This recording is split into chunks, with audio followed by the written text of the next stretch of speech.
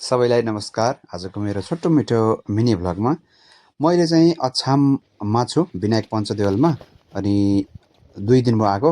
आज चाहिँ दिउँसो चाहिँ यसो माथि काफल खान जाउँ भन्ने हो साथीहरू मिलेर 3 जना हामी माथि काफल खान गयौँ। यहाँको डाँडाकाँडाहरू एकदमै रमणीय लाग्यो मलाई।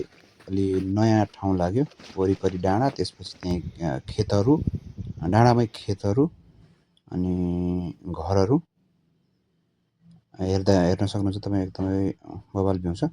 अनि काफलको बोट चाहिँ त्यति ठुलो थिएन, सानो थियो, हातले नै टिप्न सकिने। एकदमै रोपवे चढेर कोही चाहिँ हातले टिपेर खाइन्।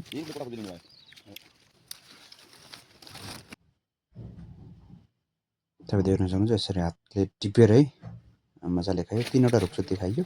त्यसपछि अलिक एउटा डाँडा काटेर हामी तल नजिकै पानीधारा रहेछ त्यहाँ खाइयो। यो पानीधारा चाहिँ एकजना बुढा बाजे बस्नुहुँदो रहेछ, उहाँहरूको लागि विशेष रहेछ। त्यसपछि यो चोत्रा बिच बाटोमा भेटाएको थिएँ, मैले थोरै टिपेर ल्याएँ। अनि साथीहरूले चाहिँ बाँड्नको लागि 2-2वटा भयो भने थोत्रो पनि बाँडेर खाउँ। अर्को त खाइएको थियो, धेरै पाएको थियो। चोत्रा चाहिँ थोरै पाइयो, त्यो भएको हुनाले बाँडेर खाइयो। अनि यो गुफा हो अरे।